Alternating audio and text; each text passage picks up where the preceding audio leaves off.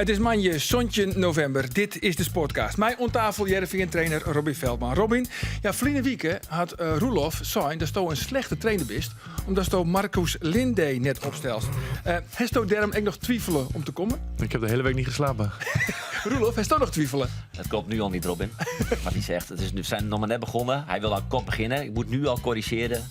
Ik heb dit niet zo gezegd. Ga je nog twijfelen, jongens? Tuurlijk net. Ik heb er altijd een heel soort zin in. Lichterpunt van de week, toch? Tuurlijk, Zo is ja. het. Het valt er heel weer een heel soort te bepraten. We gaan los met de Sportcast.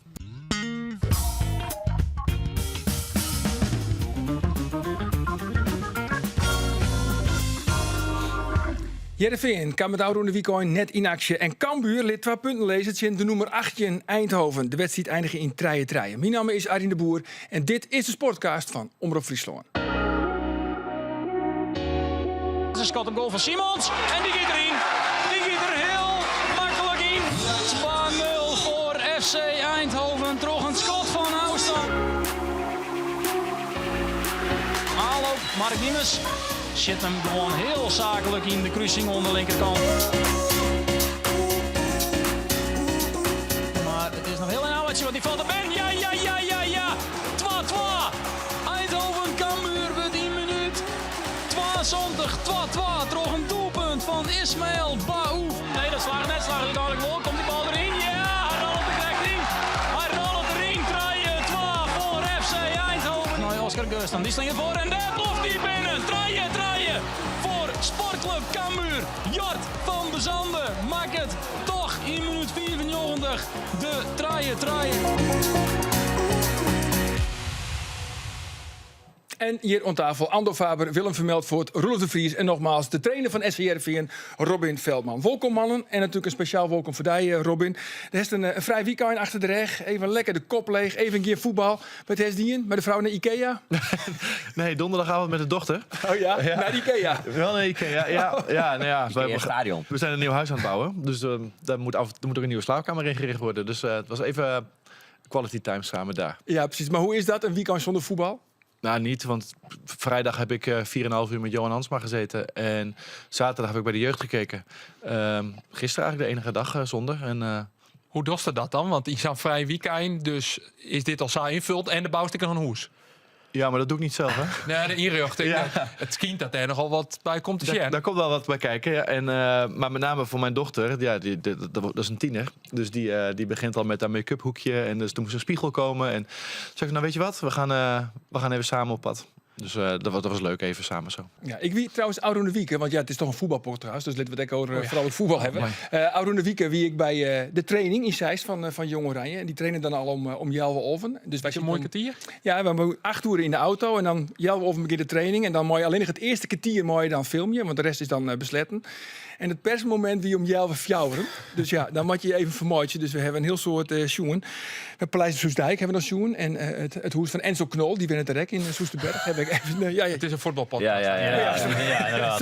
Maar goed, we gingen er al in verroer. Want ja, Ben Klaverboer, Soesien, ja. debuutmaatje. Soebeuren. In Ljouwert. Ja. En Roelof, dat wierst bij... Ja, dan mochten ze dat teasen naar Zeist. En dan wie de rolverdeling, dan mag ik bij het debuutwezen van Klaverboer in het Cambuurstadion. Mooi tegenbij. We gingen mooi regelen dat we filmpje koen tijdens de wedstrijd. Hier is het zin hoor. 90 minuten lang koen we Ben Klaverboer volgen. Dat hier bij de vrouwen ik gewoon reageren. Maar bij de voetbalvrouwen van Oranje en de KVB is er niks mogelijk. Bij Nee, dat is een... Maar jonge rijen daartegen is alles mogelijk. Dus super mooi. We kwamen de oren van de wedstrijd zin in. Opstellingje. Ben Klaverboer op de tribune. Nou, toen ben we een hoedgang. Nee, echt, ja, hij ziet op de tribune. Ja. En wij wisten dat net. Sterker nog, ik wie tease nog in Zeist in de veronderstelling dat hij ziet de basisdebuutmatjes zoekt. Ja. Maar Robin, daar wisten ze het al. Wij hebben nauw contact met al onze internationals allemaal. Dus ik heb toevallig net de samenvatting van Christian Petrov gekregen van zijn wedstrijd. Penalty veroorzaakt trouwens. Ja, maar voor Bernd. Met Bernd hebben we ook contact. En Bernd heeft ons laten weten hoe zijn programma eruit zou zien. Want wij willen ook graag de wedstrijden kunnen volgen en bekijken. En die had ons aangegeven dat dit de situatie was, ja. Ja, oké. Nou ja, wij wisten het dus net. Wist dat wel de reden, Roelof? Gepasseerd. Gepasseerd. Ja. Maar het is wel zo dat... Passeert voor de keeper van Jong PSV. Nee, ja, en van Zwolle. En van Zwolle want natuurlijk, de Graaf stier op een goal. En de tweede keeper is dan Schiks. En die ziet dus op de tribune. Maar dan spelen ze een mooi tientje. De wedstrijd zit Israël in Boedapest. En dan zit Klaverboer wol op de bank. En dat is een beetje een soort uit sociaal oogpunt. Want 2 keer op de tribune zit ik zo sneu. Maar het is dan nu weer om in topsport te praten, hoe sociaal oogpunt dat überhaupt al. Maar Dat klopt, dat vind ik dus ik. dat vind ik heel nuver überhaupt al. Maar ik vind één ding nog volle nuverder. Ja. Werkt me echt als de hoe kapot erger hij is dat hij in principe tweede keeper weer bij Jong Oranje. Omdat hij de laatste keer dus op de bank ziet, maar Wissel Duro. Die giet er dan uit. Ja. Nou, dan denken wij dus mooi zo, we gaan even naar Paleis Soesdijk en we gaan naar Zeist en we gaan alle kanten even uit. Want ja, als de eerste keeper geblesseerd is, tweede keeper op de baan, Klaverboer. Soenje sissen, Klaverboer keept. En dat is dan het zo. Maar Doof is eigenlijk dat reiziger hier wel even rekening mee houden kunnen. Dat wij naar Soesdijk gaan. Ik denk dat zou zijn de basis überhaupt wel het idee is. Ja. Maar Daar Robin, begint het dan mooi. voor nu voor de Is tijd, dat hè? vreemd of net? Maar er komt nu een andere keuze natuurlijk. Er is een rode kaart gevallen. Tom de Ja. Graaf is kost. Dus er moet nu een keuze gemaakt worden. Dus ik neem aan dat Klaverboer nou speelt. Nou, daar gaan wij vanuit. Maar wacht even. Het is, Is dit een primeur? Nee, Ja, nee. Dat is niet aan mij om dat even. de wereld in te brengen. KLM.nl. Ik ga boeken. Ja. We moeten erbij zijn. We moeten erbij zijn. Debuut. Maar er komt een nieuwe situatie door de rode kaart. En daarop moet nu gereageerd worden door de coach. En dan wordt ook duidelijk, denk ik, of Schiks of Bernd eerste keeper is. Goed zo. Niks. Nou ja, in elk geval, hier Ben Klaverboer, het in Slovenië 0 balcontacten. Ja. En dat brengt me dan weer bij Willem. Want Willem, daar is het klapblok weer naast je Ik lezen. heb weer een statistiekje mooi. Het klapblok vol met nutteloze feitjes. Hoeveel balcontacten hier Mark Diemers? Vol met nutteloze feitjes. Maar ik had er eentje die wil graag als cliffhanger al even mooi nemen. Dat ja? lijkt me leuk als teaser. Nou, Want we hadden een positivisme in Nederland. Ja. Ja. Deze zegt de verkiezingen won. Dus ik dacht, kan wel, hè? Ik dacht het, ik positief. Positieve ik had agenda. een statistiekje nou, waarbij Heerenveen op nummer 1 stiert ja. in Europese competities tussen Liverpool en Paris Saint-Germain in. In het missen van kansen. Daar wil ik nog niks zo zitten. Dan wacht je me heel even op. Je mooi Wij weten het al. Ja? Ja, we hebben hier wel eens over gehad.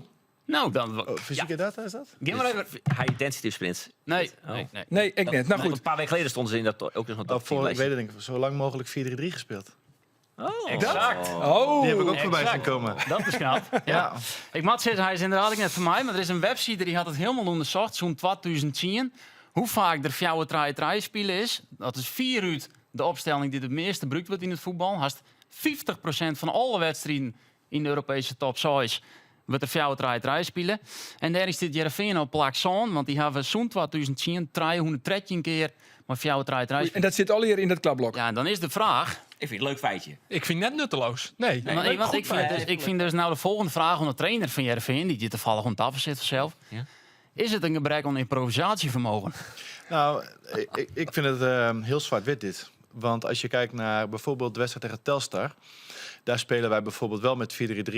Maar hebben we Jacob Trenskov heel ver aan de binnenkant spelen. Waardoor het eigenlijk zonder die derde man aan de buitenkant is, maar een extra middenvelder. Dus ik vind dat de dynamiek van je formatie, ja, die verandert heel erg. Dus aan de voorkant lever ik een papiertje in, ja, dit is 4-3-3. Maar het spel is compleet anders. Tegen Fortuna was volgens iedereen speelde Dylan Vente op 10. Maar Dylan Vente was gewoon onze tweede spits. Omdat wij wisten dat Fortuna met een lijn van 5 achterin ging spelen. Dus aan de voorkant leveren wij in, Dylan Vente is de 10. Maar het spel is met Dylan Vente in de spits. Dus ja, Toch een nutteloos feitje, Jerry. Toch een nutteloos feitje. ik heb een paar vraagtekens inderdaad. Maar het is wel Goed leuk, zo. want dat is Nou wel Willem, even we bol. beginnen terug met de stellingen als het net Zeker, slim zeker, vies. Ja? Oh, goed, Robin, de eerste stelling is voor jou. Kansen benutten is belangrijker dan de 0 horen. Ja. Ja. Willem, Thijs Jansen had de farm van Andries Noppert. Oh, nou, dat nog ik ben net, maar het ziet er in Eindhoven net al te best uit. Nee dus. Andor, als je Ben Klaverboer net opstellen in de wedstrijd van Jong Oranje, dan ben je geen goede trainer. Ja. Ja. Dan geven we naar Willem. Ismail Beoef is na zijn goal weer een ton meer wurg. Tuurlijk. En dat is ik nodig, hè? Dat is nodig. Dan geven we naar Andor. Bij Weenst is ADO volgende week kampioen. Volgens de Henk de Jong-doctrine wol, maar ik zeg nee. Nee. Roelof, ik ben fan van Marcus Lindé. Ja. Ja. En de les is voor Robin. Ik ben fan van Roelof de Vries. Ja. Maar jongens, maar laten we daar eventjes maar uit ermee. zetten, jongens. Het pienende Holle dossier, Marcus Lindé, wat net is een heel soort voetbalgeleerde, toch misschien wel de beste voetballer van Heerenveen. Er ben zelfs ik fan van Marcus Lindé, heeft het wel eens een keer verteld. Maar toch, als er echt een hele belangrijke keuze maken willen had, dan is Lindé de sigaar. Nou ja. In die zin, hij valt in elke wedstrijd. Ja, maar elke voetballer wel in de basis. Ja, maar had ik vroeger ook graag gewild. Maar ja, dan kunnen er 11 starten. Maar je hebt te maken met 11 spelers. En uiteindelijk denk ik dat wij 15 spelers kunnen laten starten in de wedstrijd. Wij maken eerst het plan en kijken dan naar de man. En als je naar al die plannen kijkt, even de laatste wedstrijd tegen Fortuna bijvoorbeeld, wat ik net ook zeg over Dylan Vente. Daarin wouden we eigenlijk met 2 spitsen, omdat zij met Vosso heel erg naar ons middenveld wouden doordekken. Hebben wij gezegd van, dan gaan wij met Dylan Vente vanuit Vosso spelen, waardoor ze niet kunnen doordekken op ons middenveld. Dan hebben we eigenlijk aan 2 hoge middenvelders, Luc en Jacob Trensko, genoeg mensen om diepte te hebben. En hebben we met Joris van Overheem een 6 die ons spel kan verdelen. Nou, dan ga je kijken naar kwaliteiten. Dus je bent 2 hoge middenvelders nodig. Nou, wij vinden Marcus niet een hoge middenvelder die vanaf de 16 meter ook makkelijk op doel kan schieten of loopacties de 16 meter in maakt. Dat doet Luc wel. Nou, dan kijk je daarna. Telstar Want hij maakt hem echt rjochtje op de nummer 8 positie, zeg maar. De loper, de verbinder. Ja, 8-6, daartussen. Want we spelen soms met 2 6'en, soms met een 6 en een 8. Hè. Dat komt uit van het plan, zeg maar, wat we maken. Bijvoorbeeld tegen Telstar hebben we hem laten uitstappen op Noslin. Omdat Marcus een groot loopvermogen heeft. En daardoor hadden we in de eerste helft ook zo goed druk op de opbouw van Telstar. Nou, zo maak je een plan en vul je de poppetjes in. En daarin past Marcus absoluut binnen onze speelwijze. Maar je moet ook kijken naar karaktereigenschappen. En op dit moment vind je hem, Visto, Luc Brouwers, beter als Marcus Linde. Voor dit elftal wat we hebben, kies ik binnen deze plannen voor Luc. Ja. Ja. En wat maakt Marcus Linde dan oors van? Hij moet hopen op een beter plan dat bij hem past. Nee, Marcus is gewoon heel erg getalenteerd. Als je kijkt naar zijn loopvermogen, zijn ritme aan de bal, zijn bereidheid om mooie meters te maken, maar ook vieze meters te maken. Maar je hebt ook wel te maken met het snappen van het spel. Waarbij Joris en Luc elkaar gewoon heel goed aanvoelen over wat we als team moeten doen. En daarin vinden we dat Marcus nog wel eens all over the place is. Dat komt vanuit een heel positief loopvermogen, maar is ook heel vaak all over the place. Nou, en daar vinden we dat hij nog echt in zijn ontwikkeling een volgende stap moet maken. Dan ga je 2 kanten op. Dan zeg je, ja, als hij speelt gaat hij dat leren. Ja, maar wij moeten ook gewoon wedstrijden winnen. Dus die balans die proberen we continu te bewaken. Ja. Roelof? Ja. Precies de knarsetanden. Nee, Zeg het wel. nee. Nou ja, dat is de discussie over Marcus Linde. We hadden dit gesprek natuurlijk al een paar keer eerder, hoor ik in persmomenten. En op zich is die uitleg prima natuurlijk. Het is net als het jeetje, wat een raar uitleg. Wel fijn dat Robin het nog zelfs uitleggen Ja. kent. Want ook hoest het verliezen weekend net. Zo is het, ik weet het niet meer. Ik heb geen idee wat hij... Ik ben blij dat hij... Ja, dan kan ik echt op zo'n trainerstoel zitten en dan denk ik, ja, weet je, vind ik sowieso, ik weet dat of je dat als journalist ik wil hebben, dan denk ik dat als journalist best wel verstaan is van voetbal, hè, omdat dat ook gewoon, we joggen aan natuurlijk, ik al 4 of 5 voetbalwedstrijden in op een gegeven moment, en dat praat er heel vaak over, maar ik wil soms maar bepaalde meesting, maar als Sander van der Heijden hier bijvoorbeeld zit, dan denk ik soms wel, oh ja, ik heb toch geen verstand van voetbal eigenlijk. Nou, Robin kan het ook goed uitleggen. En dat vind ik wel knap. Maar tegelijkertijd denk ik, ja, Marcus Linde is de beste voetballer van Heerenveen, maar ik wil altijd spelen. Dus het contrasteren inderdaad in de basis is dat zelf ik zo is als groot fan. Ja, zeker. Maar dat zelf zo is als groot fan van hem best en dat het toch net speelt. En dat is natuurlijk heel nu in de buitenwacht.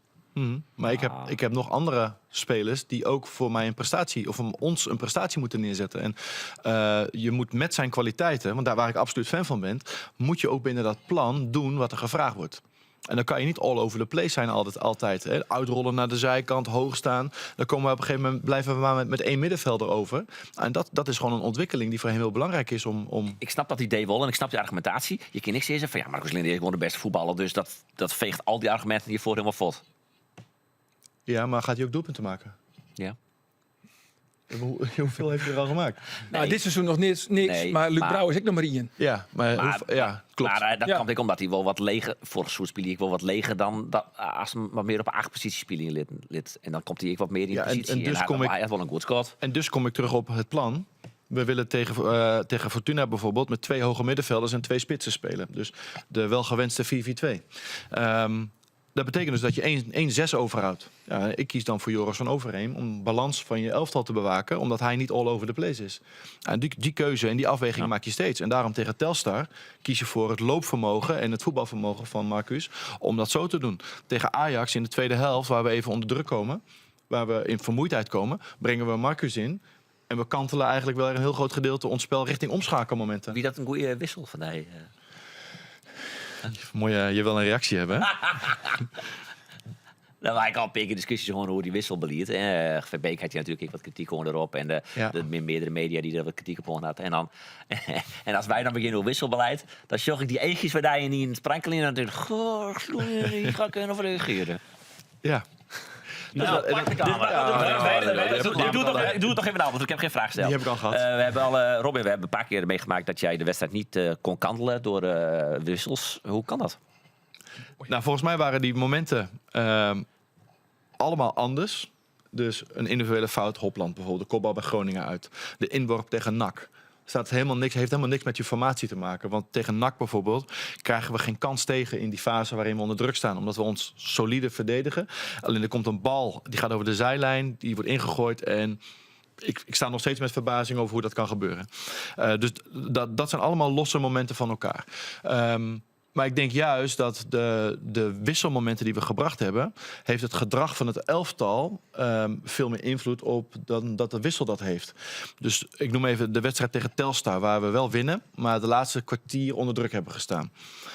Wij wouden met Ringo druk houden op hun derde centrale verdediger in de opbouw. Dus de contra-buitenspeler, zoals dat zo mooi heet, die moest door op de andere centrale verdediger, zodat we de bal aan de kant konden houden. En dat de bal niet naar de zijkant kon voor de voorzetten, om de voorzetten eruit te halen. Dan kan je zeggen, wat Gert-Jan zegt, ja, dan moet je lengte achterin zetten, zodat je die ballen kan wegkoppen. Maar als je goed druk zet, dus het gedrag van het elftal beïnvloedt, heb je hogere lijn. Dan komt die vastzet Die voorzet niet. En ben je Telstar op een eigen helft aan het houden en komen die voorzetten dus niet. Dat was de inzet. Dus dat is gewoon een ander idee van hoe je je wissels doet. En dan kan je zeggen, het is niet een goed wisselbeleid. Maar je kan ook zeggen, het is een ander wisselbeleid. Omdat het gaat om het gedrag van je elftal. En na die wedstrijd, dan was jij ook, geloof ik. Of was jij, ja. Ik stond daar hartstikke schor, omdat ik bezig was om iedereen naar voren te drukken, om druk op de bal te krijgen. Om het gedrag van het elftal niet terug te laten zakken in of tot onze eigen 16, maar eigenlijk hoger buiten onze 16 te houden om die voorzetten eruit te halen. Hè? Maar er is natuurlijk altijd wel ergens ooit eens een risico dat er een voorzet komt. Dan kun je net alle voorzetten de hele wedstrijd eruit halen, toch? En dan snap ik de kar wel verlengd achterin. Dat is een voetkappenkast. Ja. Maar Joris van Overheem speelt tegen Haller 6 lange ballen. En Joris wint er 5. En de 6e was tweede balwinnen van middenvelder die ervoor staat, wat Haller een slechte aanname heeft. Dus ja, dat is Dat alles zit dan net weer in die klapblok, denk ik. Nee. Nou ja, het is bijna een Cambuur bij Op mij. zich is de uitleg toch? Ja. Dat ik van, nou, Ja, ik zeker. snap het wel. Ja. Maar ik dacht wel, hier nou even Maas Willemsen gewoon in die Zonneveld omzetten. En net die zonnedekking, maar gewoon hup. Want die kreeg op een gegeven moment 3 keer is die vrijbreid waren beeld om vrij in te koppen. Ja, maar ook hun rechter centrale verdediger, die begon ook met loopacties door het as van het veld. Dus ik kan niet in één keer zeggen van Maas, jij gaat volgen. Zagaritis, jij gaat uitstappen. Wat gebeurt er met die ruimte dan?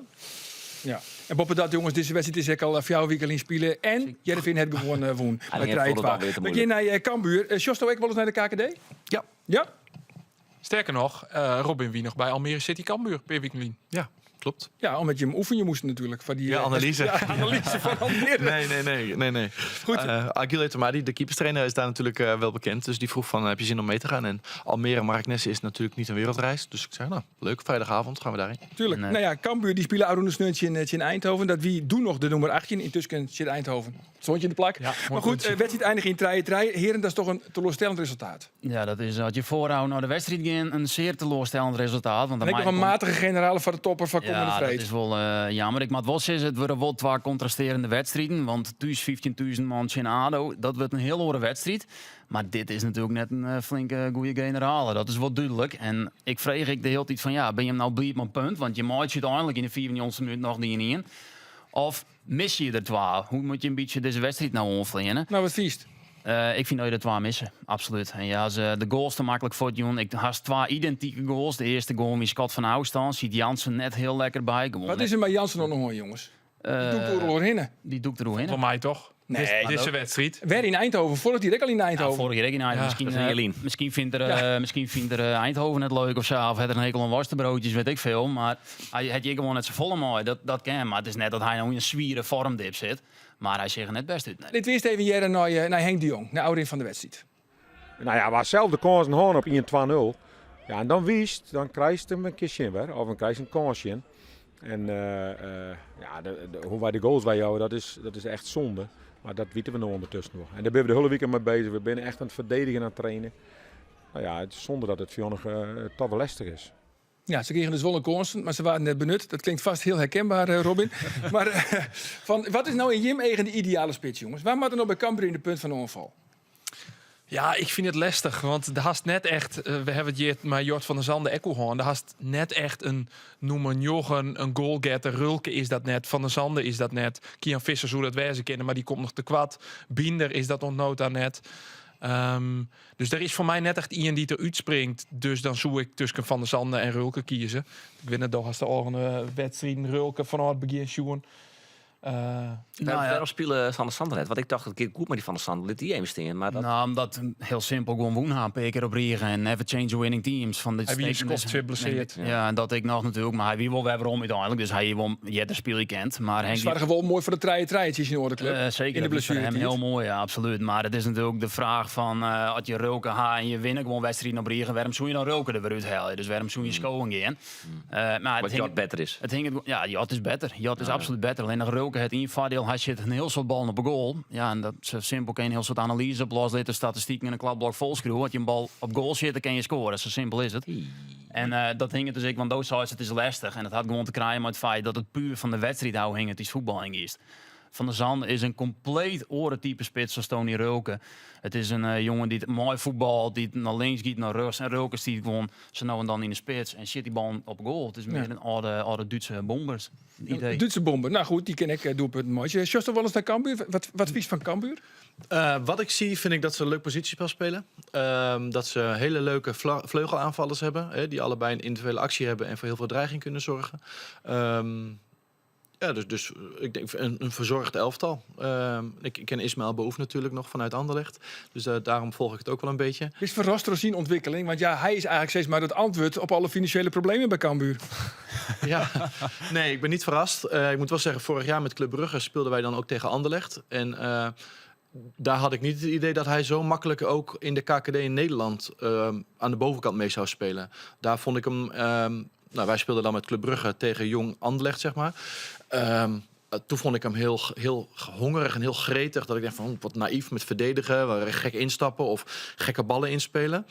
Wat nu eigenlijk wel blijkt dat zijn kwaliteit is. Hè? En aan de bal en ook in het verdedigen zijn mannetje staan. Dus misschien was dat ook wel de leerschool die voor hem heel belangrijk was. En ik vind het wel heel mooi dat hij het zo goed doet, ja. Ja, als ik dat een beetje dacht, die hier wij helemaal. Nee, want wij hebben enerzijds ook geen plek om te spelen. Anderzijds, ik denk dat dit ook de juiste stap is voor hem om vanuit even jeugdvoetbal naar KKD-voetbal te gaan en dan wellicht een volgende stap te gaan maken. Wil hij zijn plafond, Tingst? Of is het heel moeilijk te schatten? Ik heb vraagtekens wel bij zijn topsnelheid. Dus het verdedigen met een hoge lijn, met veel ruimte in je rug. En volgens mij is hij 1,83. Ja, Dus daar zit je toch wel van, oké, centrale verdediger 1,83 die niet heel snel is. Is zijn top dan echt, gaat hij naar een topclub en gaat hij dan of gaat hij bijvoorbeeld, even met alle respect, in de middenmoot in Frankrijk uitkomen of zo? Ik vind het heel moeilijk om te voorspellen. Ja, even over de financiële malaise. Want daar heeft Van der Moorn Andor contact gewoon met de algemeen directeur, Art de Graaf. Ja. Nou, vertel het maar. Hoe dramatisch is de financiële situatie? Die zorgen er bij Cambuur ze er wat genuanceerder nee. Dat mij geen verrassing jitten. Ik ga lezen een schuldenlast van 44 miljoen euro. Maar wat genuanceerder dan wat? Genuanceerder in de situatie zoals die verleden week in de Leeuwarden Krant schetst waard. De schuldenlijst die Stoon neemt, dat heeft natuurlijk te krijgen met dat naar je stadion en dat de club daarvoor leningssluiten had. En als je naar die rekken zorgen, dan binnen de zwagen. Want als je zorgt naar de liquiditeitspositie, dit is de IREK die het net officieel publiceren is, maar die het uitlekt is. Ik ga hem ook inshowen. Dan zorg je dat er een minder liquiditeitspositie is. Dat de solvabiliteit binnen het economie gewoon voor. Maar ja, ook. Dus zit het liquiditeit, maar ik ga leren liquiditeit. Nou, vind ik goed. Dat is belangrijk. Ja. Als je tijdens het yield was gewoon uitjanken. Precies, dat is er. Het yield was ik nederig op het salaris en dan staat de betelling bijvoorbeeld. Op basis van die IREK'en is dat net heeg. Nee. Cambuur uit de Graaf zei, wij kunnen de komende tijd gewoon uw rekeningen betalen. Dus er is geen acute zwaar hoe de continuïteit van de club, hoe het uitbetalen van de rekening. Site uit de Graaf. Ja. Site uit de Graaf, de directeur van Cambuur, die dus logisch een belang had. Dat naar boetentaal verkeer je mat. Maar feit is, als je die killer cijfers zou joggen, dan shut het er heel min uit. En ja, de vraag is even, of die nuances zoals uit de Graaf die zijn had, als dat inderdaad het geval is. Wist is dat zij een hele grote opdracht had. Dat hebben ze 2 weken geleden zijn bij de presentatie van de IR-cijfers om die schuldenlijst naar beneden te hellen. Die lijsten matten omleeg. Dus ze zullen extra yield onloeken matten om die leanings her te financieren eigenlijk. Dus Of topspielersverkeepje. of topspielersverkeepje. Dat is geen structurele oplossing, maar dat kan op de korte termijn dat wel helpen. Ja, dus Baouf is aan zijn in de winterstop voort. Die kans besteedt sowieso. Ze hebben zijn bij Cambuur dat ze geen verplicht spelers hoeven te verkeerpjen. Maar ja, de vraag is inderdaad, wanneer is dat punt dat je zegt van ja, we moeten hier toch inlitten, want we pakken er een x-bedrag voor, een x-100 miljoen. Het kan in ieder geval Cambuur heel bot helpen. De vraag is hoe zullen ze nou indeeld worden bij de KNVB Big Leagues? Er is een financial rating system. En als je daar onder een aantal punten scoren komen, dan moet je een plan van aanpak maatje. Dan wil je monitort. Nou, het zou best kunnen dat de club daaronder valt. Ik heb wel begrepen dat. Hoeveel punten gaan ze nou?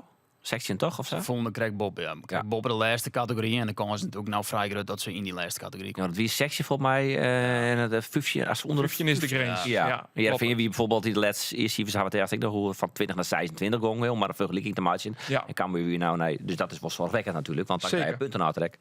Ja, dat is. Of dat een. En je altijd punten aantrekken krijgen. Ja. Dat het vooral te krijgen met wat we verleden week zijn. Als het eigen vermogen net mij 4% verbetert. Nou heb ik wel begrepen dat Pieter Kooi certificaten voor €1 miljoen onkocht had. Dat Soel, die wie nog reserveert. Maar dat nou wel op kwart termijn gebeuren zal. Zodat dat tajekken we kennen. Ja, het wordt wat ingewikkeld. Onder het eigen vermogen. Ja. We toch het eigen vermogen dus net nog via de zakken. En de puntenstraf in ieder geval verkaam wordt. Dat is hoe nou de prognose is. Dat zal natuurlijk onder eind van dit financiële jaar. En dat is de eind van het seizoen. Zodat blikken wel matten. Ja, Hoe maar kun je het nou Cambuur wel vaker op de ronde van het faillissement staan. Even een leuke anekdote, jongens. Even een hekje toevallig van Gerrit van der Belt. Ja, toch? Van, om even om te Jan... Sorry? Heb ik een quizje? Nou, Nee, is geen nog heel quiz. veel- Maar even om te Jan dat het doel in die jaren 2007, 2008 moest werkelijk oerlijk bezuinigen worden. Dan gingen ze vol op trainingskamp naar het Boeteloon. En dan moest er natuurlijk een ballenzak moest er mooi. Nou, hoeveel ballen gingen er mooi op trainingskamp? 24 of meer? 30, 35. Ja, precies. Nou, dan moet ik gewoon olie bij de KLM. Maar gewoon, ja, dat moet olie het bagageruim in. Incheckt worden. En dan moet incheckt worden, maar je van betalen. Ja. En in die tijd moest elke speler waar die bal wat leeg doen. En dan moest elke speler moest één bal in de eigen koffer doen. En dat is dan betalen voetbal. Maar je gaat toch al iets mis dat je dan, als je financieel problemen hebt, toch naar buitenland in. Ja, misschien Je wel. kan toch lekker goed even naar Epo of zo. Of misschien naar Zeist, naar Paleis, zo wat weet ik al. Paleis Soesdijk. Nou, misschien niet dat ik... Misschien niet dat Horst. ik heel leuk was. Ja, Horst is zeker heel leuk. Is toch, ja, oké. Goed, Roelof. Ja, Mark Hotel. Ja, dat is een goed hotel hoor. Maar Goed nog, hotel. hoe die cijfers, ik bedoel, we beginnen nou wel wat makkelijk hoe heen, lijkt het mij toch? Die langlopende schulden die ben klant van 13 naar 34 miljoen. Hoe kan dat? dat is de schulding die de club ongeën is om het stadion te financieren. Dus dat is aan de ene kant bij de gemeente, dat is bij Pieter Kooi en dat is bij Bert van der Brink. Dat zijn drie schuldeisers die in principe, stel die zeggen van wij willen geld waarop, dan het kan weer een probleem. Ja. Maar goed, dat Jilt Verdijk, als die bank zei ik wil nooit Jilt ha, dan we sto uit die hoe zet. Dus Bij Cambuur ben er vanuit dat Jilt voorlopig net weer waarom mag. bij Cambuur ben er vanuit dat Jilt net waarom moet. Dat er gewoon daar binnen afspraken hoe maken. Dus dat ze net van verrassingskomen te staan dat op kwarte termijn dat Jilt op eerst gebeurt. Ja, en ik vrees me nog af. Cambuur maakt het kijkt als een heel soort club die IS-cijfers elke keer bekend. Net elke club maakt dat altijd een IBM bier. Clubs als Jervin en Cambuur die dat wel, dat dienen ze nou net. Nee, Dacht je hem toen net al van, hey, wat raar? En nou, waarom dat- gaan ze dat net in? dat heb ik verleden week ook zijn. Ja. Dat ik heel verbaasd wie dat ze altijd een keurig hierverslag online zetten. Maar een winst- en verliesrekening, een balans. Dat wie er nou al net, het wie een sheetje, maar een afbeelding en een passenbericht. Dat is al opvallend. Eigenlijk hier we toen publiceren, maar Cambuur wel IS-cijfers net bekend maakt. Die meidjes zijn nog wel bekend, want dat ben ze gewoon wettelijk verplicht bij de Kamer van Koophandel. Dus dan komt dat Ja, maar hier dat is verslag. net altijd die IBM bier, hè? Dan als het inzinnen wordt bij de Kamer van Koophandel, dan wordt het hier een bier. Dus dan kist het opvregen. Maar ja, het zei natuurlijk wel wat dat de club dat nou net publiceert had. Wil ze dat in de oren X hier altijd dienen? Waarom zouden ze dat nou net dienen dan? Nou, ik denk omdat er een soort van Ja, schuldenlast is van inderdaad. 44 miljoen. Ja, dat is omdat- een heel ja, omdat veel het mee- positief. Dat is een heel positief in Ja, de situatie verandering. is ernstig en dat hebben ze, nou ja, tocht in ieder geval nog een paar weken onder de pet houden te kennen. Ja, dat is natuurlijk net gebeurd. Van een ernstige situatie naar een luchtiger onderwerp, de prijsvraag. Want ja, elke week hebben we natuurlijk de prijsvraag. Ik heb weer 2 tickets voor de wedstrijd Heerenveen-PSV. Komt-ie? Bij PSV speelt Joey Veerman. Die speelt bij PSV met rechtnummer 23. Maar welk rechtnummer hier hij bij Heerenveen? Dat is de vraag. Nou, ga je gang aan door. Eerst dat met de kaartjes omheen gehouden. Ja, maar hoe- dit is je weer al digitaal. Oh, Ja, dat scheelt. Maar met ik bezunnetje, dat scheelt de pottenkosten. en die postzegels met duurtje worden. Joey Veerman, wat een speler is dat bij PSV. Maar dat wie die natuurlijk bij Heerenveen ook al. De Volendammer speelt bij PSV. Altijd bij nummer 23. Maar toen hij bij Heerenveen speelde, wat voor rechtnummer hier hij toen?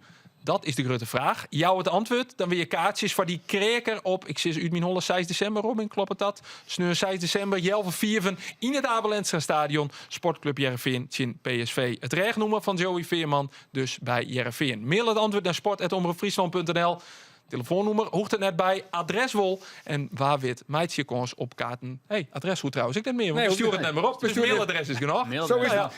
Wist je het? Veldman weet hem, ja. Nee, Nee? nee, Als je nee. de Ik Sjen zit, krijgt, ik hij zit, weet ik hem, zit, hij ik vind het heel diep aan het graven, maar Doet Henk Veerman de oerstap maken van Volendam naar Heerenveen en speelt hij met hetzelfde nummer. Ik denk dat ook de reden wie waarom Joey dat nummer haar. Maar goed, heel wat dan oors. weet ik het nog niet. Nee? Nee, ja, goede hint. Goede hint. Ja, daar is het opzocht, ik zeg het wel. Jim had dit seizoen nog geen enkele keer de 0 horen, kind. Ja. Baat het zwargen? Ja, daar zijn we ook wel echt van bewust. En daar zijn we ook wel mee bezig in het organiseren van onze laatste lijn. Het maken van scenario's voor het eind van de wedstrijd. Toevallig had ik net die voor de uitzending Henk Brugge nog even aan de lijn. We krijgen Pavel Bogniewicz natuurlijk terug. Hè, die moet nog wel wat meer in belastbaarheid komen. Maar, Ik word scorend vermogen. ja, maar Nou, dat doet hij goed, maar dan in al een goal in oefenwedstrijd. ja, maar dat is flauw, dat is flauw. Het zit meer in dat hij bijvoorbeeld ook in de eindfase gebruikt kan worden om, nou ja, als het op voorzetten weghalen gaat, om ook een stem in het veld te brengen. Dat we dat bijvoorbeeld ook als een scenario kunnen gaan brengen om de 0 te houden of minder doelpunten tegen te krijgen. Want we hebben een negatieve balans van min 2. Ja, daar zijn we zeker wel van bewust en mee bezig. Ja, toch zeiden ze zo in de stelling en dat het benutten van kansen belangrijker is. Ja, maar als je 4 doelpunten maakt en er 3 tegen krijgt, win je. Ja, nee, Ja, klopt. maar dat je Zeg je dat krijgt- maar dan Henk de Jong. Ja, Dat is bij Cambuur bij heel Cambuur is een groot probleem, want die scoren elke wedstrijd haar strijken, maar ze krijgen er 3 in. Dus Ja. dat- Maar hoe maar Zit ik zeg- Bogniewicz al bij de selectie komend weekend? Of komt Dat gaan we nog wat te beturen? deze week goed bekijken. Maar dat hij nu een half uur gespeeld heeft, dat laat wel veel goed zien. Ja. Ik veeg me wel al, want ik voel hem nog nooit de meest wendbare verdediger, om het zo te zeggen. En dan hij zo'n zwieren knibbelblessure. Is hij net fysiek nog minder wendbaar worden daar toch? Kan hij waarom komen op zijn orde niveau? Nou, op basis van de testen niet. Maar we moeten hem op eredivisieniveau zien. En dat zien we op trainen, waarin hij zich heel goed staande houdt. Maar wat gebeurt er zo meteen in een stadion? En dan met alle respect, wij trainen niet op Ajax of AZ of PSV niveau.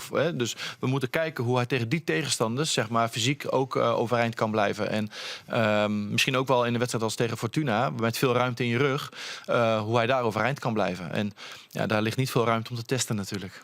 Dus dat is voor je eigenlijk nog een beetje een vraag van hoe komt hij uit die zwieren blessure? Ja. Absoluut, absoluut. Robin, hoe dicht zit je bij die ideale opstelling? Want we zitten op een trede van de competitie. En ik heb soms wel een beetje het idee dat je nog wat ontziek bent van wat is het ideale verdedigingsduo, wat is het ideale middenveld, met Sijk in de punt of met Dylan Vente in de punt. Hoe sjost je daar nou? Nou, eigenlijk hebben we de afgelopen weken het steeds een beetje moeten oplossen. Hè? Dus Ringo Meerveld die dan niet kon spelen, waardoor je met Dylan op 10 gaat spelen en Václav in de spits. Tegen Fortuna was het plan om met 2 spitsen te starten, 2 spitsen hoog. Dus nogmaals, het plan ligt daar wel aan, hè? Hoe we dat met onze selectie kunnen invullen. Dus er is net echt een ideale opstelling. Er is eerst het plan, was het ook correct excited, en dan pas het invullen van de poppetjes. Nou, ik denk dat voor 85% kun je wel zeggen van dat doen we met deze poppetjes. Maar op enkele posities kun je inderdaad wel steeds afvragen van ja, hoe kunnen we dat het best dan of aanvallend of verdedigend oplossen? Want Ja. Felix van Overheen weer nou centraal, is dat een optie? Want ik voel hem hartstikke goed achterin. Ja, maar je hebt ook wel te maken met de gemoedstoestand van een mens dan. In dit geval is Joris ook heel uitgesproken daarin. Dat hij dat in die periode voor de club en voor het elftal heel graag gedaan heeft. Maar hij ziet zichzelf niet als een centrale verdediger. En dus Als dat was juist, dat is de ja, baas. ik ben zeker de baas. Oké, maar dan gaan jullie vanaf volgende week editen en niet meer het werkveld in. Maar het komt er dus op deel dat hij achterin net gelukkig was. niet voldoende voldoening haalde uit het spelen van centrale verdediger. Ik vind dit een mooi moment. We kennen dat nou net in staat, want dat zit ergens in een bak 4 voor het stop. Maar voor de quote van het Johnny archief? Jansen. Oh, ja. Ja. Je moet niet lopen janken, je moet gewoon je werk doen. Dat had Johnny Jansen een keer zijn. Ja. Ja. Nee, ik snap, Het ik is snap wel- Robin heel goed. Want je wil zo'n speler natuurlijk echt tevreden horen. En op het middenveld is hij absoluut van weerde. Maar het helpt die ek wel, want dan komt er ek weer plak van Marcus Linde. op het Hij middenveld. speelt het sowieso. Ja, mooi bruggetje. Nee, het bruggetje. Ja, het Je hebt bruggetje nog van wel niks. want- Linde, Nee, jongens. we hebben het over Linde. Nee, maar het is natuurlijk... Linsday. Linsday, dat zei Gertje van Linsday. Ja. Linsday? Linsday. Linsday. Ja, Maar wij vinden van Overheem dat hij te kwad komt dan achterin. Want hij vindt dus van hemzelf dat er ergens te kwad komt. Of hij vindt het minder leuk. Nee, hij haalt gewoon veel meer plezier uit spelen op middenveld. De dynamiek van de middenvelder. Het doordekken wat hij ook heel goed kan. Daar haalt hij gewoon veel meer plezier, werkplezier. Als je het even zo mag, als je moet werken. Dat haalt hij daaruit. En Ja, wat vies je daar dan van? Want Dosa is altijd van, dat is toch een beetje de verkondiger van, ja jongens, potverdorie, het is gewoon topsport. Team. En dus moet je je ook uitspreken. En dat doet hij. En hij staat ergens voor als sporter. En hij zegt dat hij als sporter hier het beste en het meeste voor het elftal kan betekenen. En dat vind ik ook. En met Sam en met Maas hebben we 2 centrale verdedigers die dat kunnen spelen. We hebben daar Pavel die daarbij terugkomt. We hebben Nicolai Hopland die daar maar hij is kan een spelen. oortype. Hij brengt volle meer voetbal, Ja. echt voetbal van achteruit. Ja, klopt. Maar hij is ook als centrale verdediger, als je dan een paar wedstrijden terugkijkt, dat hij soms ook opduikt in de 16 meter van de tegenstander. Ja, wat betekent dat voor je restverdediging? Ja, maar het is wel amusement. Ja, maar en je moet- Het publiek wil lekker wat, hè, Robin? Robin je basketbal. maar je die mag toch niet de beste spelen, maar Maas en Joris achterin. Ja, maar ook weer verdedigend kwetsbaar geweest. Telstar uit. Als je meer scoort dan de tegenstander. Ja, Ja, en- dan en- heb je entertainment. ja, precies. En Ja. van Overeem die En wint 3 gewoon, dan punten. komt hij wel eens van Haller, hebben we kreeg je. Dus Ja. we hebben nooit weer eens druk om. Nou, om de hele, ik noem dat even de compositie van het elftal. Dat je ook met Joris op het middenveld een controleur hebt. Die ook heel goed tussen linies kan doorpassen. Want ik weet niet of dat in jouw kladblok staat. Maar hij heeft de meeste passes vanuit de Eredivisie. Of hij zit in de top 3 meeste passes die in de 16 meter uitkomen. Omdat hij ook gewoon in de as heel veel ballen vooruit speelt. En daarmee kansen creëert. Dat is ook een kwaliteit Ja, weet je, die we... Fortuna zit Nee, maar die je- echt fantastisch. Die ziet er overal tussen. En toen snapte ik wel weer dat hij op een zijstier. Maar natuurlijk iets. Als het toch vies dat Joris centraal achterin het beste is van het team, dan zet hem dat wel del. Jazeker, maar dan ga ik ook met hem in gesprek. En dan, maar ik ben er niet van overtuigd dat dat zo is. Nee. Dat het kan, is zeker een optie. Maar ik ben er niet van overtuigd dat dat de beste optie is voor het elftal. En waar is de beste nummer Jochen? Het zijn 2 andere types. Als je kijkt naar compleet in meevoetballen, waar we naartoe willen, is Dylan denk ik het verste. Als je het hebt over ruimtes aanvallen, duel spelen, in de 16 meter opduiken, dan is Václav daar denk ik weer wat verder in. Dus ja, ze kunnen ze ook heel goed samenspelen. En dat was ons idee met Fortuna. Maar als je het hebt over vanuit de opbouw laag op de middenlijn met de rug naar de goal toe spelen, dan is denk ik Dylan daar wat verder in. Maar wat je dan, want vriend Wieke ziet Geert-Jelle de Vries hier on tafel. En die zei echt van, je moet er soms echt gewoon keuzes maken. En ze zijn beide een noemen Jochen, eigenlijk. Vente en Sijk. Dan zet je gewoon de beste van de 2, die stel je op. Ja. Zo simpel is het toch? Maar dat is toch ook wat we heel lang gedaan hebben. Alleen door het wegvallen van Ringo naar VVV hebben we tegen Ajax het met Dylan opgelost. Als 10, dicht bij Václav. En Václav in de spits. Heel verdienstelijk gedaan tegen Ajax. Omdat dat een wedstrijd is waar we niet dominant waren. Maar waar we wel heel veel momenten rondom de 16 hadden in de omschakeling. Of dat een balletje ergens tussen zou vallen. Nu waar die ook uit scoort. Dat de ballen zijn waar die op leeft, zeg maar. Maar in andere wedstrijden, waar we bijvoorbeeld tegen Fortuna met Václav en Dylan naast elkaar of om elkaar aan het spelen waren. Dat heeft ook gewoon te maken met dat Fortuna met zo'n lage lijn speelt. Dat we zeiden van ja, zijn we dan een extra speler nodig om die ene spits die druk zet uit te spelen? Of zijn we die speler liever hoger op het veld nodig? En dan kom je op een keuze met Dylan of op die positie, zeg maar. Ja, Zoals nog ik meer... zelf- ja. Ja, sorry, excuus, maar de Sois krijgt zelf doelpunten, maar het is belangrijker om het krijgen. Dan zeggen we het over voorin. Hoeveel krediet had Rivera nog, Big Leagues? En waarom speelt Gurmbus daarnet? Of Ozemom? Volgens mij moet je de media wat beter volgen dan. Want volgens mij heb ik dat al 4 keer uitgelegd. Ja, sorry. Ja, maar Roelof maar die niet- kan dat net goed uitlezen. Dus we willen het daar met die moeilijk. Nee, maar omdat... Dit had ik wel uitline. Alleen dat is een beetje flauw, want net iedereen volgt de media. Oké. En het grootste publiek zit dan natuurlijk bij de podcast. Dat dan weer wel. En Rivera die scoort niet. Nee, Dus, en heeft 1 assist. maar ik ken het wel uitlust trouwens. Nee, maar Ja, jullie Robin, hebben maar. de uitlist Nee, van de maar Ik trainer. vind dat heel goed, Roelof. Maar Ja, maar waarom speelt het Rivera? Ja, omdat wij van Maxence... Kijk, FC Twente haalt een linksbuiten van 5 miljoen. AZ haalt er een van 7 miljoen. Wij halen er een uit de tweede divisie van Frankrijk... en we verwachten er eigenlijk hetzelfde van. 6 ton. Ja. Ja. Wij zien in Maxence gewoon een speler met de potentie om te groeien. Wij hebben niet meer de financiën van 20 jaar geleden... dat we een Alfonso Alves voor 4,5 miljoen uit Zweden halen. Of... Cambuur haalt Sjeestrand. Hartstikke goed gedaan. Echt een hartstikke goede buitenspeler. Ik moet zien hoe die dat op eredivisieniveau gaat doen. Dat is echt een vergelijking van niks. Nee, maar dat hebben ze echt goed gedaan. Sjeestrand. Nee, maar de vergelijking is... Ja, Cambuur haalt Seusterland. Ja, Helmut Spot haalt... Nee, maar dat is een goede voetballer. Minder als Saiston. Dat is een compleet oorniveau Ja, natuurlijk. jongen, dat is top KKD. Dat is een compleet oor niveau dan Maar nou middenbouw gaan we een beetje top houden van de Eredivisie. discussie. Wat zijn dan de positieve punten van Rivera? Ik het zo vreden. Hij heeft dreiging. Dat zien we aan alles. Hij is verdedigend zeer betrouwbaar. Hij heeft een 1-op-1. Alleen het eindproduct... Daar moeten we mee aan de slag. En dat is rendement, zowel in assist als zelf scoren. Gelukkig was hij afgelopen week, en dat is dan weer een vriendschappelijke wedstrijd... is hij bij alle 3 de doelpunten is hij zwaar betrokken... in het scoren, assist en dreigende actie waaruit gescoord wordt.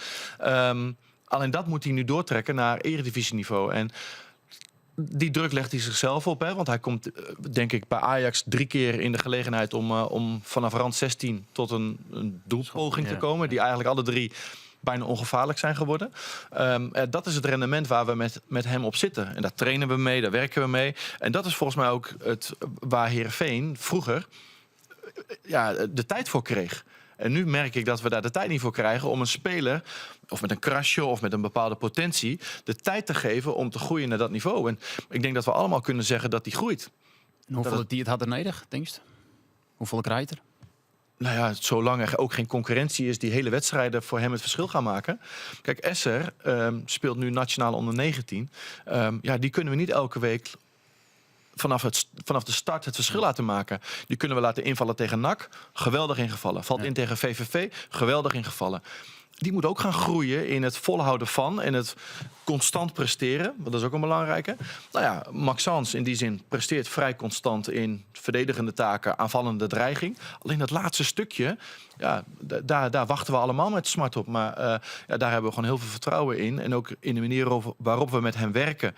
Maar ook de manier waarop hij met zichzelf aan de slag is. Met de coaches, met Nederlands leren, met Engels leren. Want er komt gigantisch veel op zijn jongen af. En op basis daarvan hebben we gewoon nog heel veel geloof in. Ik heb helemaal geen prikklok van... dat moet februari 2026 volgen. Nee, maar we zitten nu op een trede van de competitie. Ja. En hij had eigenlijk nog net een momentje laten kennen... dat hij echt een versterking is. Jawel, alleen het is nog niet uitgedrukt in rendement. Wat sukkel, hè. Wat nou? Ach ja, Rivera had toch gewoon echt heel volle wedstrijd in Shell dat hij goed voetballen. Maar Vriend Wieke zei er toch nog van... tafel te zitten dat Rivera eruit, maat. Ja, maar er is... Nou ja, oké, maar... Ja, nee, serieus. Dat is Leg nou maar eens uit. ja. Nee, dat zie ik net. Oh, dat zeg je nou weer net. Luister nou. Ja, oké. Even weer op. Wacht even, ik ga even zitten. Rivera is een voetballer die Shell nadat hij, wat hij zei, verdedigend goed, afvallende dreiging, maar hij scoort net. Dus ik vind dat er een linksboeten Steermaat die wel scoort. Ja, je moet een linksboeten hebben dat is Rivera dus net. die 5 tot 10 goals maakt per seizoen. Dat is Rivera dus net. Dus ik vind dat hij op dit moment te kwad komt. Maar Gurboes, dat had ik het die kan een hele wedstrijd onbompen dat bekeer van dit seizoen blesseerd werd, van Axel Dongen is er net. Dus wat is het alternatief? Dat is er eigenlijk net. Dus dat is eigenlijk gewoon feit- Rivera Steenlitten. ja, dat heb ik in constant zijn. Alleen nog, dat heb ik wel zijn. Ik vind het een blunder van de club en van Hansma dat ze in het begin van dit seizoen net meer geïnvesteerd hebben in het heli van de linksboeten. Want er is nog wel wat geld beschikbaar. Alleen nog hebben we toch, we houden dat nog eventjes wel binnen de poort. Er wie nog iets beschikbaar. En dat jouw ze misschien nou in de winterstop uit. Ik vind dat vind ik een blunder. Sterker nog, ik vind dat het verschil is tussen waar Heerenveen nou zit en een potentiële subtop. Ja, maar daar is ook een joggersvraag op binnenkamer. Laten we die dan gelijk maar behandelen. Want er zijn echt een heel soort vragen binnenkamer, Robin. Een vraag van een meneer die luistert naar de naam Martin. Hoe heeg is de prioriteit voor een nieuwe scorende linksboeten? Niet zozeer voor een nieuwe scorende linksbuiten, maar voor een scorende aanvaller. Die eigenlijk op beide vleugels aan kan spelen. Omdat we met Jakob Trenchkov ook iemand hebben die in de as kan spelen. Waardoor je eigenlijk op beide vleugels eigenlijk wel niet zozeer een buitenspeler hebt die graag in zijn actie naar binnen komt. Maar eigenlijk die veel meer met diepte bezig is. Dus daar, maar die gesprekken lopen al vanaf de voorbereiding, hoor. Dus Johan en ik zitten wekelijks over onze selectie. Dan passeren alle namen en passeren van oké, wat betekent dat dan en wat betekent dat dan? Drioedge, Jaden Slory, Farzi, al die namen. Ja hoor, die zijn allemaal gepasseerd. Dat is ook geen geheim. Dat bespreken we. En het zou ook gek zijn als we dat niet bespreken. Hè? Ja. En dan vies het een blunder. Kijk, zoals Roelof, dat Johan Hansma Ja, gaat nu ja net de zeggen. linksboet een helle het. Bij de X-factor. Hij zei, ik krijg al nee, dus ik ben benieuwd inderdaad. Nou ja, kijk, er zitten in het halen van een speler. Kijk, we hebben Max Hans gehaald. Maar rondom Max Hans hebben we met 6 andere spelers ook nog gesproken. 2 van zeiden van ja, wij willen door. De andere 4 zeiden van nee, wij zien toch Heerenveen niet als de juiste stap. Daar heb je ook gewoon mee te maken. En dat kan financieel zijn. Hè? Dus dat is zeggen van ja, ik verdien een x-bedrag. Bij Heerenveen zijn de voorwaarden zo. Ik ga die stap niet terugmaken. Dat kan ook, hè? Terwijl je in het begin uitlegt, zo werken we, zo doen we. En dat zo'n speler allemaal zegt van ja, mooi verhaal. En uiteindelijk komt het dan tot het financiële plaatje waar ze een kader van hebben. En dan zeggen ze ja, doen we toch niet. Dus je zit ook aan die kant van... Nee, maar het Is dat een blunder of makkelijk. niet? Een blunder, hè? Maar we hebben maar ja, heb je tot gewoon mee op te de laatste dealen. dag van de window. Ik weet nog heel. Ik zat in de auto naar Apeldoorn en ik zat met de telefoon zo op mijn dashboard. Zat ik mee in een Zoom call met een buitenspeler om nog in de laatste dagen van de window nog wat te kunnen doen. Dus we hebben echt zeker wel heel veel werk daarvan gehad. Alleen die kiest er uiteindelijk voor om zich ergens anders naar te laten verhuren, want die had 2 opties. Omdat die ook zag van ja, die hebben net Rivera gehaald en die zei van ja, wat betekent dat dan voor mij? Ja. En die wist bij die andere club dat hij zou gaan spelen. Ja, maar had hij hem even googeld, dan shot hij, dit is het wat het niveau Duinkerken. Ja, maar dit was misschien wel... Hier gewoon een heleboel livestream wat. Maar Joostrand, hè, komt echt van het tweede niveau van Zweden. Oké. Ja, vind ik knap gedaan. Ja. Zit hij ook bij hem op het listje? Of zit hij in de Zoom-call? Nee. Het was een andere speler. Oké, maar Hidde, ik heb nog een vraag. Hidde, eigenlijk weten we nooit het antwoord al. Die vreeg het er mooi. In hoeverre dat je als trainer invloed hoorn hast op het transferbeleid? Nou, dat is behoorlijk. Nee, want als je kijkt wat er uiteindelijk, zeg maar, in de hele breedte wat scouting doet, zeg maar, er komt alleen dit puntje komt, zeg maar, nog bij mij uit van oké, dit is interessant, financieel, sportief, qua input in de selectie. Dan komt het bij mij. Dus daaronder ligt een heel werk wat de scouting doet natuurlijk. Uiteindelijk hebben Johan en ik, zeker in die periode, elke dag. Nu hebben we elke week even contact over oké, wat gaat er richting de komende winter gebeuren. Dus ja, voor mij zijn er geen verrassingen dat er nu al namen genoemd worden, zeg maar. Oké, dit is nog een vraag van een meneer en die neemt hem zelf Hans. Zit nou in de winterstop ik met de vuist op tafel slaan op versterkingen?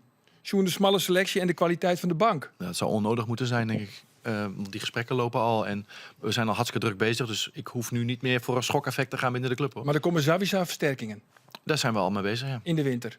Ja. Dat kunnen we rekken maar horen. Sowieso 1 vleugelaanvaller. Is de bedoeling natuurlijk. Ja. Is er nog... Nou ja, er kan ook zomaar wat gebeuren met uitgaande spelers. Nou, maar even ervan uitgaan dat er niks weggaat. Hè. Stel dat, dan is het alleen het doel die vleugelaanvaller? Of? Ja, en we zijn toch aan het kijken naar een speler die achter Zagharitis ook nog kan Linksback. spelen. Ja. Dat is wel Oké. daar nu, hè? Ja. Hier is nog een vraag van G.J. Bakker. Hast u expiet van die keuze? Dat is nou de tarriering net gelijk voor Klaverboer Keersnest. Nee hoor. Nee. We hebben denk ik een heel duidelijk beleid gevoerd over het starten met Andries en het starten met Bernd in de voorbereiding. We hebben daar geen derde keeper bij gehaald. We hebben gezegd van Bernd en Andries, jullie gaan met de voorbereiding evenveel kansen krijgen. Ik denk dat het op een half uurtje ongeveer gelijke kansen zijn geweest in die voorbereiding. Het zit echt heel dicht Simon Koron. Ja, en Vergelijkbaar qua niveau. anders. Ik denk dat Bernd andere kwaliteiten met zich medebrengt dan Andries dat doet. Waar zit hem dat in? Ik denk dat Bernd wat meer comfort in onze opbouw laat zien. Dus zijn voetenwerk aan de bal is denk ik comfortabeler. Ik denk dat Bernd makkelijker vertrapt. Dus dat waar Andries zeg maar, de bal over de middenlijn trapt Bernd hem soms 16 meter andere kant. Hè? Dus dat is echt uitstand soms. Dus zijn voetballend andere kwaliteiten. Als je kijkt naar lengte, heeft Andries natuurlijk, dat is duidelijk, op basis van voorzetten en heeft hij andere kwaliteiten. Maar wie had mij aan de voorkant kunnen vertellen dat Bernd een zekerheid zou zijn? Dat had ik, toen ik de keuze maakte, vond ik het ook nog best wel een gok. Ik begreep dat je ook wel een beetje verrast bent door zo'n snelle ontwikkeling. Ja. Ik kan wel wat anders brengen ook. Kijk, we hebben vanuit België, heb ik vorig jaar ook nog wel eens gekeken om Bernd te kunnen huren. Alleen ik had de keeper van België onder 18 en België onder 19 bij mij, zeg maar, in mijn selectie bij Club Brugge. En ik wist dat Bernd met de belofte van Heerenveen op een laag niveau zou spelen. Dus ik heb ook wel gekeken van oké, misschien is dat wel een podium voor Bernd om elke week op KKD-niveau van België te gaan spelen. Alleen ja, dan moest ik de nationaal keeper van België onder 19 teleurstellen. Dat kan natuurlijk ook net. Nee, dat kon ook niet. Maar dus zo heb ik wel naar Bernd gekeken vorig jaar al, om daarnaar te kijken, om hem op een hoger niveau te laten spelen. En dat is helemaal niet tot een gesprek geraakt verder. Maar als je kijkt naar die ervaring, heeft Bernd dus helemaal niet. Dus alles wat we gedaan hebben tot deze keuze is wat we gezien hebben in de voorbereiding van Bernd. QPR uit, heeft hij een hele verdienstelijke wedstrijd gespeeld. Telstar in de voorbereiding, die heeft hij een hele verdienstelijke wedstrijd gespeeld. Op basis daarvan zouden we het moeten doen. Terwijl we van Andries onder de druk van het spelen in de Eredivisie veel meer informatie hadden om de keuze te maken. Nou ja, iedereen was bij de eerste 4 wedstrijden. Iedereen heeft gezien dat daar een aantal momenten zijn waar wij zeggen van shit. Nou, we hebben een keuze gemaakt in de international break toen.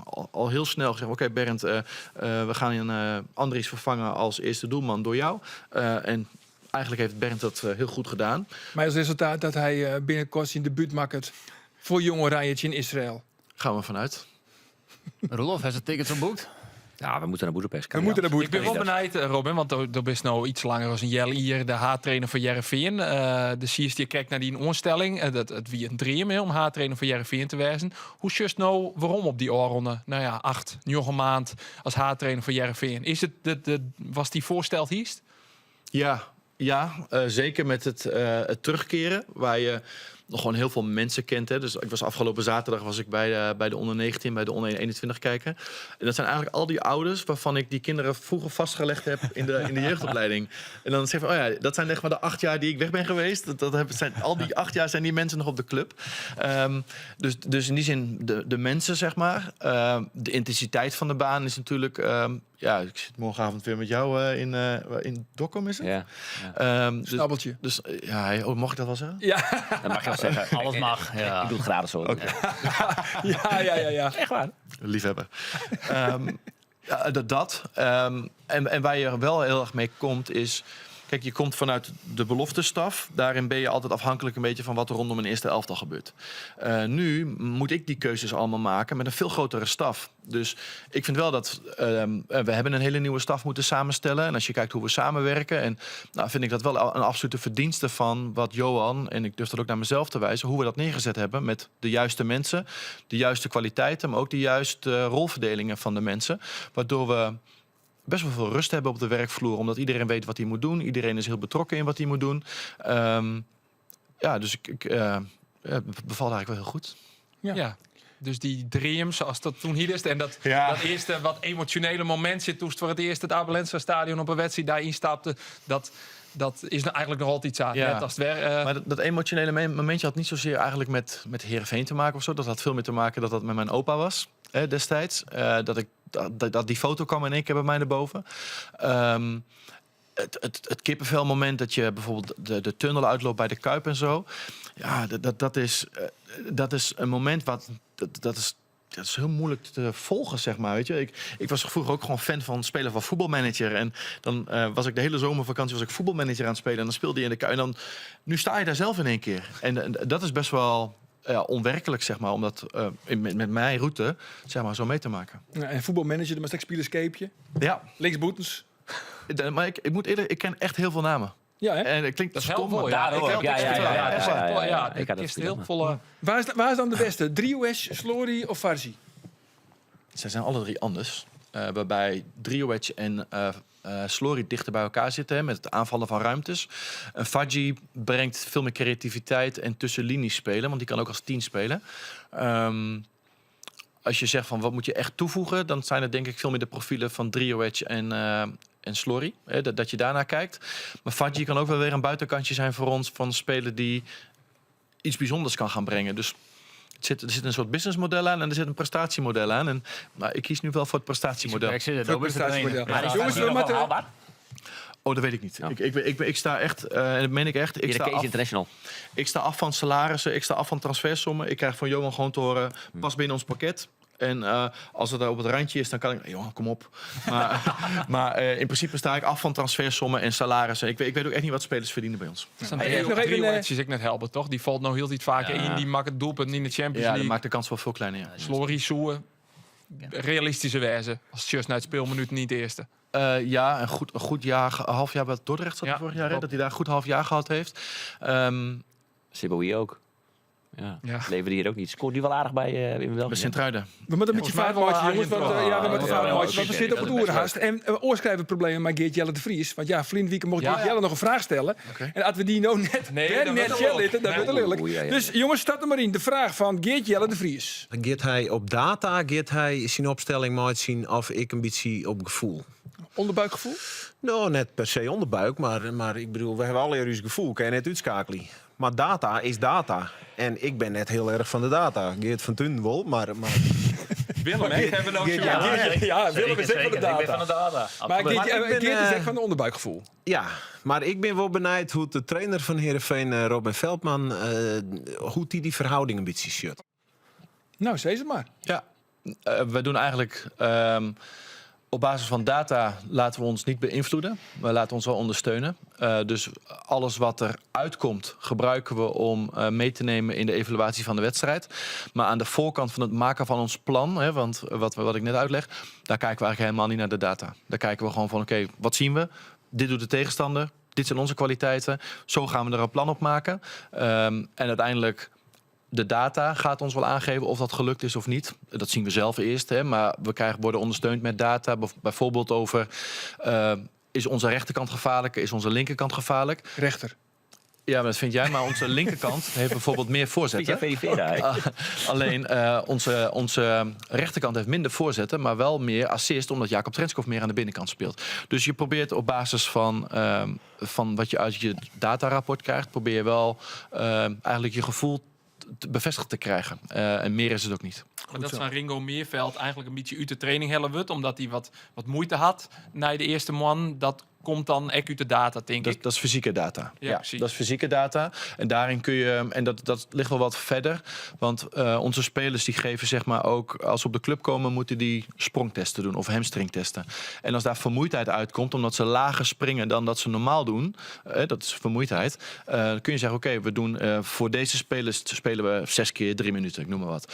Voor Ringo is het goed om 3 keer 3 minuten te doen. Dat betekent dat hij morgen weer volledig hersteld is en we weer door kunnen. Maar ga je door, dan ga je dus blessuregrenzen opzoeken. En dan zijn we waarschijnlijk voor een langere tijd kwijt. Dus dat is iets andere data die we gebruiken. Maar we laten bijvoorbeeld ook een dag voor de wedstrijd, of 2 dagen voor de wedstrijd, laten we ze allemaal maximaal sprinten. Omdat we eigenlijk preventief willen werken. Op basis van data. Want we weten dat ze, ik noem even, Max Hans rent 36 km per uur. Dat betekent ook dat hij niet 33 moet gaan rennen, want dan zit hij niet op zijn 100%. Nou, die data gebruiken we allemaal ook om blessurepreventief te werken. Zit Meerveld bij de selectie in AZ? Als hij deze week goed doorkomt, ga ik daar wel van uit. Ja, hij heeft nu ook gespeeld tegen Almere. Dus normaal gesproken ja. Ja, maar er zit natuurlijk een prachtig weekend om te komen. Heerenveen, Tuustje in AZ, Cambuur, Tuustje in ADO. Nou jongens, dat worden 6 punten. Hè? Ja, toch? Kinderdoos. Dat kind het Hey, hoor. die Troy Parrott, die speelt natuurlijk waar zet. Ja, Dat ik Troy zo Parrott. weekend. Oh, mooi. Hattrick. En dat interview nadat hij het? Goeie jongen, moest hij. Oh, En wat gewoon goed dat het is wel de just dat en dat denk ze het WK helpen. Ja, Wat nee. in de play-off nog maar. Ze matten nog, ja. En mooi, hè, Monty Jong. Schotland, Ja. in Denemarken. Hampden Park? Hampden Park, Flower of Scotland. Ik zet hem op 8:45. Even Dat kennen, want Jim zit in Dokkum, hebben we krijgen. Ja. Dus, Ja, precies. ja. Dat is helemaal net Sjen. dat is toch helemaal een Beun de Beunhaas. Volgens mij staan we om 9 ingepland. Ik denk het ook. Maar dan moeten we om 8:45 Maar eventjes dat Flower of doet Scotland het voor opzetten. niks, hebben je. Dus kerst ik van neer de house is. Ik is toch lekker zo. Nog even jaren naar Mark Diemers. Want Mark Diemers shot ik al een beetje Ja, die vooruit shot vooruit naar bij de ADO. wedstrijd naar ADO. Nee, dit is morgen even kloten nog. En dan maandag is het weer volle moed richting ADO. Vol stadion. 15.000 gekken erachter. Ja, dat wordt prachtig. Ik heb heel veel zin in die wedstrijd. En ik moet zeggen, ik vind de thuiswedstrijden over het algemeen ook leuker voetballen dan in deze... Saai, ik maak hem voor je af, saaibak. Want jij mag dat mediatechnisch niet zeggen. Ik doe het wel, saaibak. Dankjewel. Goed, dat wie Mark Diemers. Dat brengt mij bij de overdenkingen, jongens. En we krijgen allereerst één overdenking. En dan moet je kiezen en we komen er niet op terug. En de eerste is voor Willem. Een klapblok of alles uit de holle? Klapblok. Tuurlijk, Robin die klapblok. shit, het zwerk al erin. Die denkt, de naam van Linde deze overvallen. Die weer Oh, dat ik zou eens. Die weer af Gurebuus. Breng hem dan niet op ideeën. Ik cross hem eventjes, ja? Oké. We doen er 2. Even doen het 2. Andor, Jari Vlak of Mark Diemers? Mark Diemers. Roelof, Dylan Vent of Troy Parrott? Ja, Troy Parrott nu. En de lijst is voor Robin. Maxence Rivera of Marcus Linde? Oh. En je moet kiezen en we komen er net op even om. Marcus Linde. Marcus Linde, maak je dankzij. Hartstikke leuk. Dat is hier dus de trainer van SCRV. Na je weekend, dan ben we er vanzelfs weer bij een nagelnijs podcast. Graag on na je weekend.